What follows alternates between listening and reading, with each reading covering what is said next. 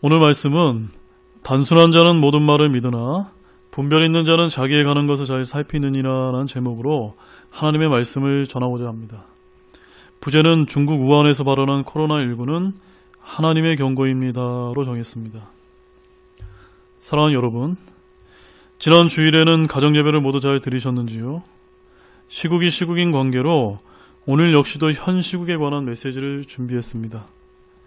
현재 우리나라는 이 시각에도 코로나19 사태가 진정세를 보이지 않고 확진자와 사망자가 계속해서 증가하고 있는 큰 어려움 가운데 있습니다.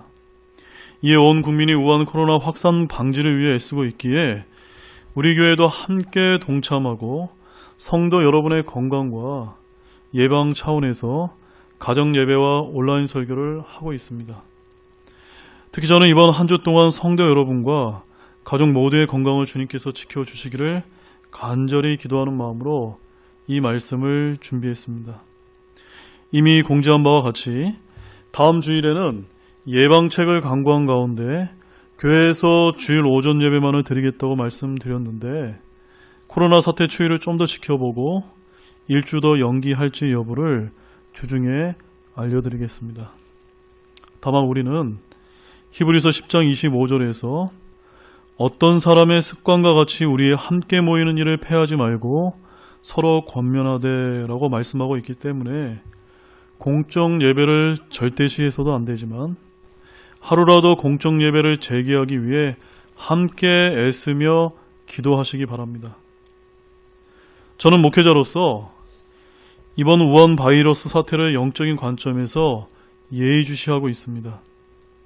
오늘 본문 15절에 단순한 자는 모든 말을 믿으나 분별 있는 자는 자기에 가는 것을 잘 살피느니라는 말씀처럼 세상 뉴스나 사람의 말을 모두 믿기보다는 옳고 그름을 분별해서 잘 살피며 또 살피고 있습니다.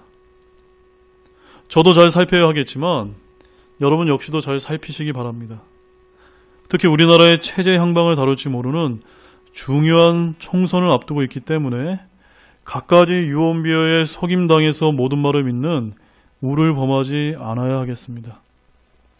좀 전에 제가 현 사태를 영적으로 예의주시하고 있다고 했는데 그 부분을 먼저 부연 설명해 드리면서 시작하겠습니다.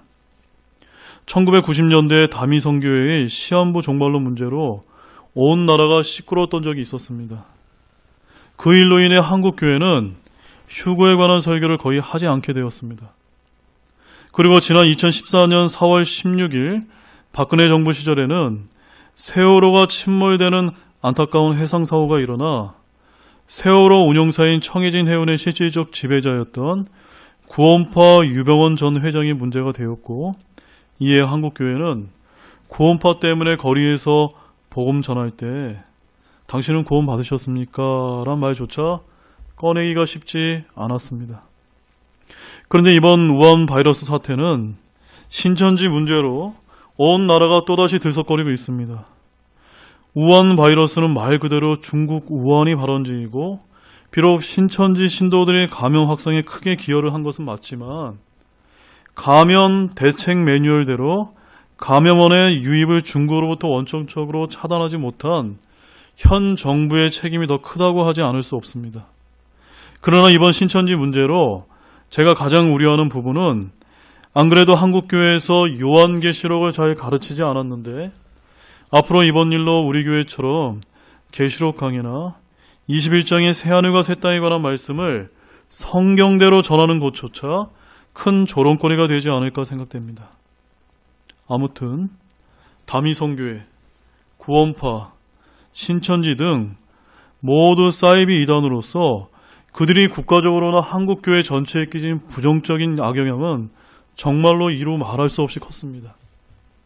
구원파 때문에 구원이, 다미성교회 때문에 휴거가, 신천지 때문에 새하늘과 새 땅과 같은 성경에서 가장 중요한 교리들이 세상 사람으로부터 조롱받게 되는 안타까운 시대를 저와 여러분이 살고 있습니다. 그래서 저는 항상 이 세상에서 벌어지는 모든 일의 배후에는 사탄 마귀가 조종하고 있다고 믿습니다. 그러므로 세상 사람들이나 불신자들은 그저 그때그때 벌어진 사건만을 주시하지만 저나 여러분은 그와 같아서는 안 됩니다. 지금 영적으로 도대체 무슨 일이 벌어지고 있는지를 성경이란 안경을 쓰고 보지 않으면 안 된다는 말씀입니다. 마태복음 24장 4절과 5절에서 이렇게 성경은 말씀합니다. 예수님께서 그들에게 대답하여 이르시되 아무도 너희를 속이지 못하도록 주의하라. 많은 사람이 내 이름으로 와서 내가 그리스도라 하며 많은 사람을 속이리라. 예수님께서는 마지막 때의 표적에 대한 제자들의 질문에 제일로 먼저 이와 같이 대답하셨음을 기억해야 합니다. 예전에도 내가 그리스도라고 하는 거짓 교사들이 많았지만 앞으로 이단 교주들은 더더욱 많아질 것입니다. 정말로 우리는 정신을 똑바로 차리지 않으면 안 되는 그런 시대를 살고 있습니다. 마태복음 24장 6절과 8절을 좀 이어서 보십시오. 또 너희가 전쟁들과 전쟁들의 소문을 들을 터이나 주의하여 불안해하지 말라. 이 모든 일들이 반드시 일어나야 하되 아직 끝은 아니니라. 민족이 민족을, 왕국이 왕국을 대적하여 일어나고 곳곳에 기근과 역병과 지진이 있으리니 이 모든 것은 고통의 시작이니라. 전쟁들과 그 소문을 더더욱 많이 듣게 될 것입니다. 곳곳에 기근이 발생하고 지진이 있을 것입니다. 그리고 지금처럼 역병들이 창궐하게 될 것입니다. 그런데 이 모든 것은 고통의 끝이 아니라 고통의 시작이라고 말씀합니다. 즉, 아직은 우리들에게 기회가 있을 수 있다는 말씀입니다. 그래서 저는 이번을 계기로 더더욱 복음을 제대로 전할 수 있는 기회로 삼기를 바랍니다. 저는 우한 바이러스와 같이 치료 백신이 전혀 없고 빠른 전파력이 있는 무서운 역병을 보면서 주님이 오실 더 가까운 마지막 때에 일어날 일들을 상상해 봅니다. 아마도 지금처럼 역병 때문에 예배당에서 정상적인 예배를 드리지 못하는 안타까운 일들이 더더욱 많아질 것입니다. 역병보다도 하나님께 예배를 온전히 함께 드리지 못하는 일들이 많아질 것을 상상해 보면 참으로 왜 주님께서 다시 오셔야만 하시는지를 생각하게 됩니다. 지금 우리는 우한 바이러스만을 생각하지만 불과 20여 년 전을 거슬러 올라가 보면 전 세계적으로 유행하던 역병들이 많이 일어났습니다. 노무현 정부 때는 사스, 이명박 정부 때는 신종플루, 박근혜 정부 때는 메르스, 지금 문재인 정부 때는 우한 폐렴 등 거의 매 정부 때마다 한 번도 거르지 않고 매번 발생했고 발생하고 있습니다. 그러나 다른 정부 때는 지금처럼 공적 예배를 드리지 못한 경우는 단 한 번도 없었습니다. 그래서 저는 더더욱 지금 발생한 역병이 하나님의 경고일 수 있기에 우리 자신을 낮추고 회개하여 악한 길에서 떠나야 한다고 강조한 것입니다. 공예배를 드리지 못하는 엄중한 상황을 겪는데도 여전히 한국 교회와 목사들, 성도들이 깨닫지 못한다면 이 나라에 소망이 없다고 생각됩니다.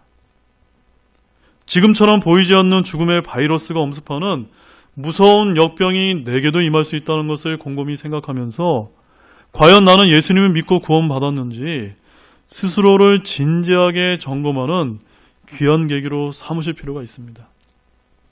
지금 마스크 때문에, 확진자 때문에 여러 가지 문제로 세상이 시끄럽지만 기독교계 역시도 공적 예배를 강행해야 한다는 주장과 가정 예배와 온라인 설교를 대체해야 한다는 주장으로 무엇이 옳은지 놓고 격론이 벌어지고 있습니다. 저는 이런 모습을 보면서 정말로 현 대통령 취임식 때 한 번도 경험하지 못한 신천지의 나라가 된 것만 같습니다. 공적 예배와 주일 성수, 가정 예배와 온라인 설교에 관한 논쟁은 지금 상황에서 그렇게 핵심 문제가 아니라고 저는 생각합니다. 더 큰 문제는 코로나가 계속해서 확산되고 있는데 교회가 공적 예배를 드리면 세상 사람들이 신천지처럼 비난하고 조롱한다는 점입니다. 그런 면에서 저는 앞으로 한국교회가 이번 우한 바이러스 사태를 올바로 분별하고 잘 대처해야 된다고 믿습니다. 그러면 우리는 무엇을 어떻게 대처해야 할까요? 그것은 오늘 말씀에 있다고 믿습니다. 자, 그럼 오늘 본문 잠언 14장 15절에서 18절을 보십시오. 읽겠습니다. 단순한 자는 모든 말을 믿으나 분별 있는 자는 자기의 가는 것을 잘 살피느니라. 지혜로운 자는 두려워하여 악을 떠나거니와 어리석은 자는 경노하며 자만하느니라. 급히 노하는 자는 어리석게 행하며 사악한 꾀들을 꾸미는 자는 미움을 받느니라. 단순한 자는 어리석음을 상속하거니와 분별 있는 자는 지식으로 관을 쓰느니라. 이 말씀은 지혜자의 조언으로 알려진 잠언입니다. 먼저 본문 15절에서 18절의 네 잠언 구절들에는 지혜로운 자와 어리석은 자를 대비시켜서 우리 그리스도인들이 어떤 삶을 살아야 할지를 알려주십니다. 특히 본문은 지혜로운 자는 분별 있는 자로서 자기의 가는 것을 잘 살피는 자라고 말씀하지만 어리석은 자는 단순해서 모든 말을 믿는 자로서 자기의 가는 것을 잘 살피지 못한다고 알려주고 있습니다. 사랑하는 여러분, 여러분은 어떤 부류에 속하고 있습니까? 지혜로운 자입니까? 아니면 어리석은 자입니까? 우리 모두는 세상 사람들의 말이 아닌 하나님의 말씀을 신뢰해야만 지혜로운 자가 될 수 있음을 보시기 바랍니다. 본문에서 단순한 자와 분별 있는 자가 대비되고 있는데 여기서 단순한 자는 어리석은 자이고 분별 있는 자는 지혜로운 자라고 말씀합니다. 그러면 우리가 지혜로운 자가 되기 위해서 자기의 가는 것을 잘 살피라는 이 말씀을 잘 주목해야 합니다. 이와 관련해 잠언 27장 12절을 보십시오. 분별 있는 자는 재앙을 미리 본고 숨거니와 단순한 자는 나아가다가 벌을 받느니라. 잠언 기자는 본문 15절에서 분별 있는 자는 재앙을 미리 보고 숨는 자라고 분명하게 말씀하고 있습니다. 여러분, 지금 우리에게 재앙이 일어났습니다. 어떤 재앙입니까? 네, 맞습니다. 우한 바이러스입니다. 성경은 역대하 7장 13절에서 15절에서 주께서 역병을 보내실 때 자기를 낮추고 기도하여 악한 길들에서 떠나면 그들의 땅을 고치리라고 약속해 주셨습니다. 다시 한번 지난주의 설교 본문을 한번 보십시오. 혹시 내가 하늘을 닫아 비를 내리지 아니하거나 혹시 메뚜기들에게 명령하여 땅을 삼키게 하거나 혹시 내 백성 가운데 역병을 보낼 때에 내 이름으로 불리는 내 백성이 자기를 낮추고 기도하여 내 얼굴을 구하고 자기들의 악한 길들에서 떠나면 그때 내가 하늘에서부터 듣고 그들의 죄를 용서하며 그들의 땅을 고치리라 라고 이렇게 말씀했습니다. 이 말씀에 재앙을 피할 수 있는 해법이 나와 있습니다. 그런데 어떤 분들은 이와 같이 전 세계적인 역병의 창고를 보면서 함부로 하나님의 경고를 운운해서는 안 된다고 합니다. 사랑하는 여러분, 우리는 성경을 읽고 그 말씀에 따라 순종하며 이 땅에서 살아갑니다. 그렇기 때문에 마치 하늘을 날며 고상한 체하고 영적인 말씀인 양 전하는 게 아닙니다. 지금 우리는 이 세상 가운데 살아가고 있기에 하나님의 말씀을 실제적으로 적용하며 지극히 합리적인 사고를 하는 그리스도인이 되어야 합니다. 성경에는 역병에 관한 말씀이 많이 등장하고 성경은 이러한 일을 위해서 저와 여러분에게 훈계와 본보기로 주신 말씀입니다. 그러므로 재앙을 미리 본고 숨는 자는 분별이 있고 지혜로운 자입니다. 즉 역병과 같은 재앙이 발생할 때 세상 육수만을 보고 판단하는 것이 아닌 하나님의 말씀을 통해 올바르게 분별해야만 합니다. 히브리서 11장 3절을 보십시오. 믿음을 통해 우리는 세상들이 하나님의 말씀으로 지어진 줄을 깨닫나니 그런즉 보이는 것들은 나타나 보이는 것들로 만들어지지 아니하였느니라. 믿음을 통해 우리는 세상들이 하나님의 말씀으로 지어진 것을 깨닫는 사람이 그리스도인입니다. 그런데 세상 사람들이 아무리 믿을 수 없고 조롱해도 그리스도인이라면 하나님의 말씀을 믿고 올바르게 분별해야 합니다. 그렇다면 지금 우리가 분별이 있는 그리스도인이라면 무엇을 해야 할까요? 네, 맞습니다. 자기를 낮추어 하나님의 얼굴을 구해야 합니다. 즉, 내 생각을 내려놓고 하나님의 말씀을 받아들여야 합니다. 하나님의 도우심을 구해야 합니다. 그리고 하나님이 보시기에 악한 것, 죄들이 있다면 지금 당장 떠나야만 합니다. 왜입니까? 성경에는 하나님께서 역병을 보내실 때라고 말씀하면서 그 해법을 알려주셨기 때문입니다. 그래서 오늘 본문 16절에서도 지혜로운 자는 두려워하여 악을 떠난다고 했습니다. 여러분은 악을 떠나셨습니까? 여러분들 악한 길에서 떠나셨습니까? 정말로 우리는 하나님의 말씀 앞에서 정직해져야 합니다. 이것이 오늘 본문에서 자기의 가는 것을 잘 살피는 분별이 있는 자가 되는 길입니다. 그런데 단순한 자는 어떻습니까? 모든 말을 믿는 자라고 말합니다. 즉 무엇이 옳은지 그른지 분별하지 못하고 모든 것을 받아들이는 사람입니다. 세상에서 전해지는 사건들의 이면에 숨은 의도를 전혀 보지 못하는 사람입니다. 즉 그것에 담겨있는 하나님의 뜻을 전혀 알 수 없다는 점입니다. 히브리서 5장 14절에 이렇게 기록하고 있습니다. 그러나 단단한 음식은 장성한 자들의 것이니 그들은 그것을 사용하여 자기 감각들을 단련시킴으로 선악을 분별하느니라. 그러나 우리 그리스도인들은 단순한 자가 아닌 단단한 음식을 먹을 수 있는 장성한 자들이 되어야 합니다. 선악을 올바르게 분별할 줄 알아야 합니다. 하나님께서 역병을 보내셨는데도 심지어 목사라고 하는 분들이 여전히 세상에서 벌어지는 일들과 동떨어진 엉뚱한 메시지를 전해서는 곤란합니다. 성경 신자라는 분들이 무엇이 옳고 그른지를 분별하지 못하고 세상의 풍조를 따라가서는 곤란합니다. 지금 우리나라에서 일어나고 있는 사건들을 바라보면서도 믿지 않는 불신자들은 신천지나 교회가 모두 같은 것으로 오해하는 사람들이 많습니다. 결국 단순한 자는 나아가다가 벌을 받게 됩니다. 그런데 여기서 말씀하는 단순한 자라는 의미를 우리는 잘 생각해 보아야만 합니다. 여기서 단순함이 분별함과 대조를 이룹니다. 그리고 그 기준은 성경 말씀임을 분명히 알아야만 합니다. 단순함이라는 말이 성경에서 무조건 부정적인 것은 아닙니다. 신약 성경을 보십시오. 고린도 후서 1장 12절에서 이렇게 말씀합니다. 우리가 세상에서 생활할 때 단순함과 하나님께 속한 진실함으로 하였고 육체의 지혜로 하지 아니하고 하나님의 은혜로 하였으며 또 너희를 향하여는 더욱더 그리하였노니 이것이 우리의 기쁨이요 또 우리의 양심이 증언하는 바라. 바울은 우리 그리스도인들이 세상에서 생활할 때 단순함을 가져야 된다고 강조합니다.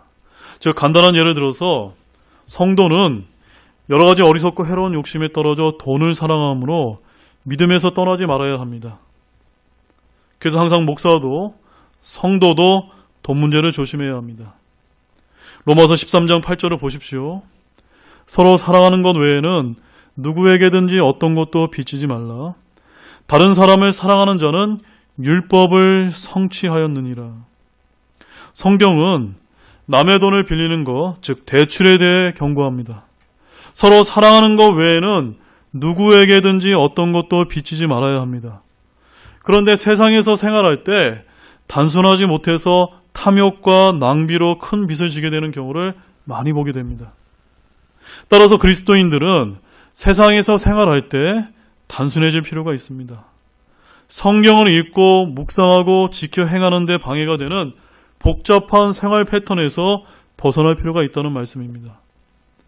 그런데 세상 생활에서 단순함을 강조한 말씀을 오늘 잠언 기자가 언급한 모든 것을 믿는 단순함으로 착각해서는 곤란합니다. 그러면 잠언 기자가 언급한 단순함과 바울이 언급한 단순함이 어떻게 다를까요? 잠언 기자가 말한 단순함은 세상에서 무엇이 옳고 그른지 기준 없이 모든 말을 받아들이고 믿는 어리석음을 뜻하지만, 바울이 말한 우리 그리스도인들이 가져야 할 단순함은 세상에서 살아갈 때 단순함과 하나님께 속한 진실함이라는 뜻입니다. 그래서 고린도후서 1장 12절을 제가 다시 읽어드리면, 우리가 세상에서 생활할 때 단순함과 하나님께 속한 진실함으로 하였고라고 말씀하고 있습니다. 우리 그리스도인들은 이 세상에서 살아갈 때 세상 사람들처럼 그렇게 복잡해질 필요가 없습니다. 많은 고민과 염려를 할 필요가 없습니다. 왜냐하면 우리의 생활 방식은 저 하늘나라이기 때문입니다. 빌립보서 3장 19절에서 20절 말씀을 보십시오. 그들의 마지막은 파멸이요, 그들의 하나님은 그들의 배요, 그들의 영광은 그들의 수치스러운 일에 있고 그들은 땅의 일들을 생각하느니라. 우리의 생활 방식은 하늘에 있으며 거기로부터 또한 우리가 구원자 주 예수 그리스도를 기다리노니, 땅의 일들만을 생각하고 하나님의 말씀을 전하는 것을 그들의 배요 영광처럼 돈벌이 생계수단으로만 생각하는 사건 목사들은 결코 단순해질 수 없습니다. 그러나 예수님을 진짜로 믿고 구원받아 자신들의 생활 방식이 하늘에 있음을 믿는 장성한 그리스도인들은 땅의 일들로 고민하지 않고 아무리 어려운 일이 닥쳐도 우리의 구원자 주 예수 그리스도를 기다리는 단순한 삶을 살기 때문입니다.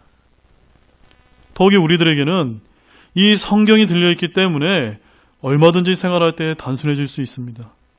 왜냐하면 하나님의 말씀대로 살면 되기 때문입니다. 그런데 그것은 하나님이 없는 단순함이 아니라 하나님께 속한 진실함이 기반이 되어야 합니다. 그것이 다음의 말씀에서 더 명확해집니다. 고린도후서 11장 3절을 보십시오. 그러나 뱀이 자기의 간교함으로 이브를 속인 것 같이 어떤 방법으로든 너희 마음이 그리스도 안에 있는 단순함에서 떠나 부패될까 내가 염려하노라. 여기서 바울은 그리스도 안에 있는 단순함을 강조합니다. 저는 여기서 핵심은 그리스도 안에라고 봅니다. 우리는 그리스도 안에 있으면 안전합니다. 그리스도 안에 있다는 말은 요한복음 15장을 보면 그분의 말씀 안에 거하는 것이라고 되어 있습니다. 요한복음 15장 7절을 보십시오. 너희가 내 안에 거하고 내 말들이 너희 안에 거하면 너희가 원하는 바를 구하라. 그러면 그것이 너희에게 이루어지리라. 사랑하는 여러분, 이브가 왜 뱀에게 속았습니까? 하나님의 말씀이 이브 안에 온전히 거하지 않았기 때문입니다. 그래서 속임당한 것입니다. 그러므로 우리가 속임당하느냐 안 당하느냐는 우리가 그리스도 안에 있느냐 못 있느냐에 우선 달려 있습니다. 그리고 그것은 말씀 안에 있느냐 없느냐를 의미합니다. 그런 다음에 그리스도 안에 머물며 얼마나 그 말씀에 따라 단순하게 사느냐에 달려 있습니다. 여전히 입으로는 그리스도 안에 있다고 고백하면서 세상에서 일어나는 일들로 인해 복잡하게 고민하며 산다면 자칫 믿음에서 떠나 넘어질 수 있습니다. 더욱이 고린도후서 11장 4절에 이어서 보면 바울은 그리스도 안에 있는 단순함에서 떠나게 되면 발생하게 될 끔찍한 일을 알려주십니다. 고린도후서 11장 4절을 한번 보십시오. 만일 누가 가서 우리가 선포하지 아니한 다른 예수를 선포하거나 혹은 너희가 받지 아니한 다른 영이나 너희가 수용하지 아니한 다른 복음을 받게 할 때에 너희가 그를 잘 용납하는도다. 그리스도 안에 있는 단순함에서 떠나면 다른 예수, 즉 다른 영, 다른 복음을 용납하게 될 수도 있습니다.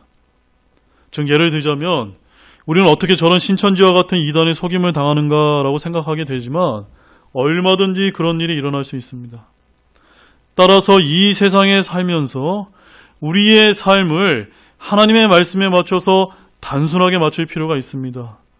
너무 복잡하고 바쁘면 하나님의 말씀에서 멀어지기 때문입니다.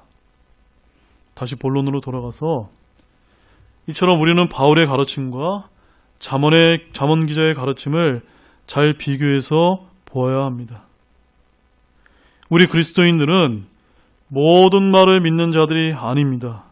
로마서 10장 14절에 그런즉 이와 같이 믿음은 들음에 의해서 오며 들음은 하나님의 말씀에 의해 오느니라라고 말씀한 것처럼 항상 하나님의 말씀을 기준으로 모든 말을 분별하고 잘 살펴야 됩니다. 하나님께서 역병을 보낼 때에 자기를 낮춰 회개 기도하라고 말씀하면 우리 그리스도인들은 단순하게 그 말씀대로 믿고 행함으로 재앙을 피할 수가 있습니다. 세상 사람들이 코로나 사태로 신천지를 욕할 때 혹여 새 하늘과 새 땅을 믿었다고 세상이 우리를 조롱한다 하더라도 우리는 단순하게 성경에 있는 그대로 믿고 분별하면 됩니다. 그래서 저는 목회자로서 또한 이 교회의 영적 지도자로서 분명히 말씀드립니다. 지금 중국에서 발원한 이번 우한 바이러스는 분명하게 중국에 대한 하나님의 경고라고 믿습니다. 이는 제 얘기만이 아닙니다. 얼마 전 미국의 유명한 존 파이퍼 목사님도 최근 말씀에서 코로나19 회개하라는 하나님의 경고라고 말했습니다.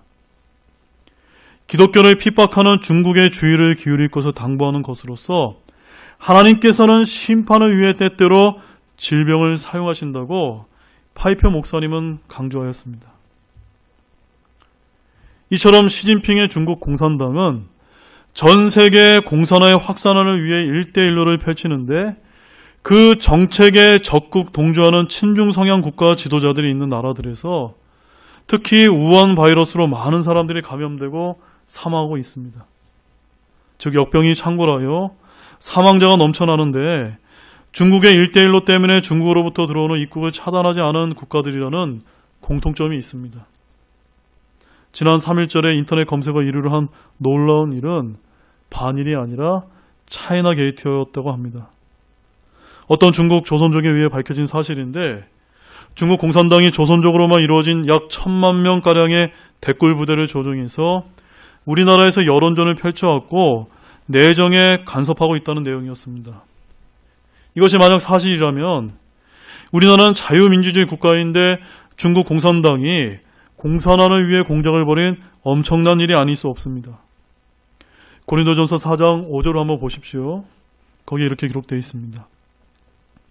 그러므로 주께서 오실 때까지 때가 이르기 전에 아무것도 판단하지 말라.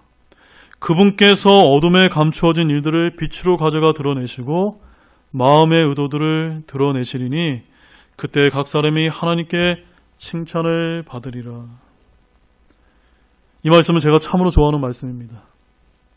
저는 오직 하나님께서만이 어둠에 감추어진 일들을 빛으로 가져가 드러내시고 마음의 의도들을 드러내시는 분이심을 믿습니다.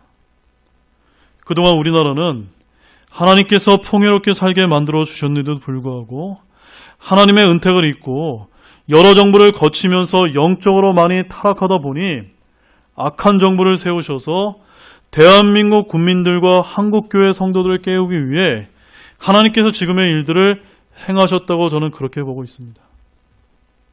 하나님께서 친히 우한 바이러스와 같은 역병을 보내서 중국을 징계하지 않았다면 우리 국민들은 영적으로 중국 공산당의 위험성을 제대로 깨닫지 못했을지도 모릅니다.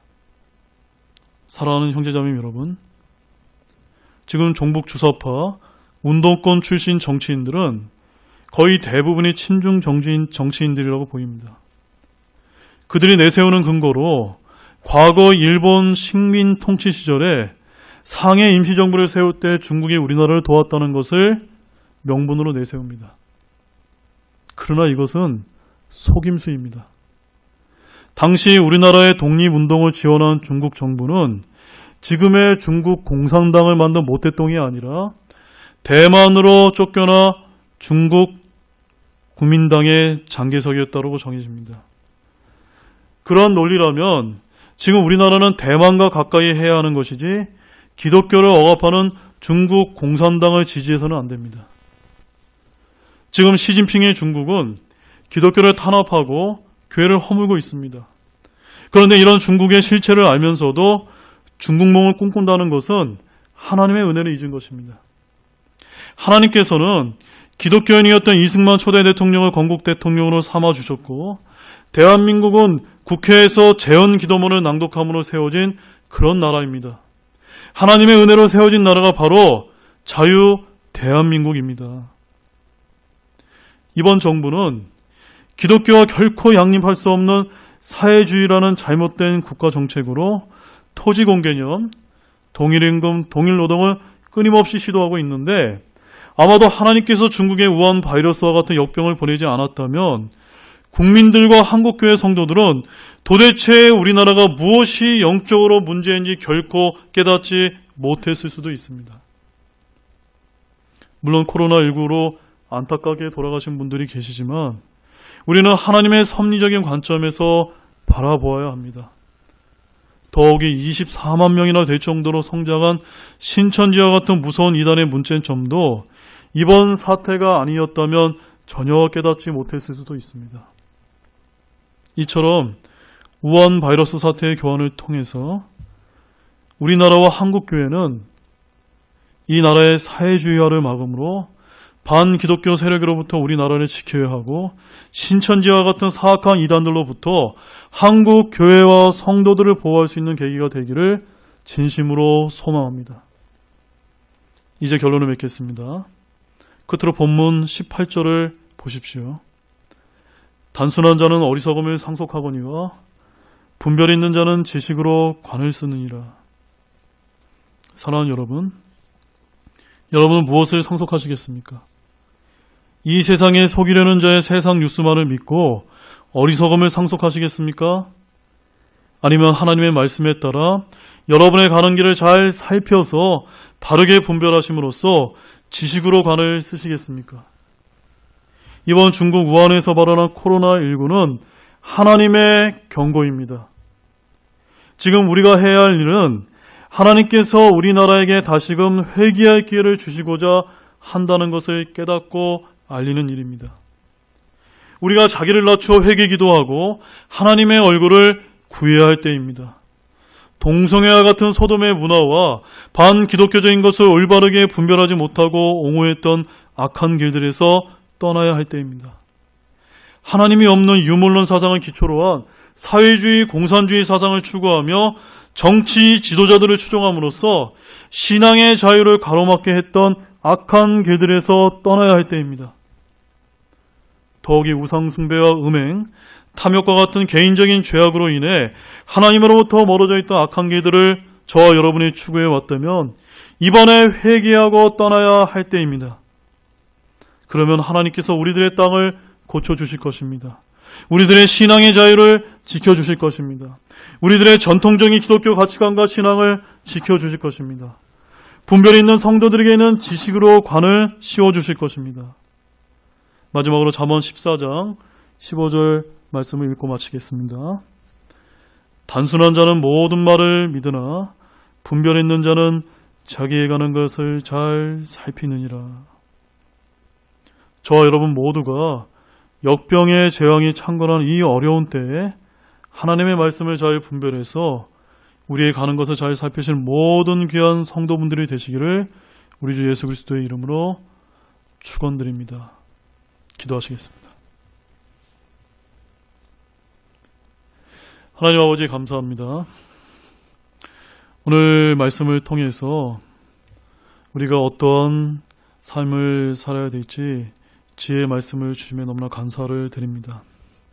단순한 자는 모든 말을 믿으나 분별 있는 자는 자기의 것을 잘 살핀다라고 말씀하셨습니다.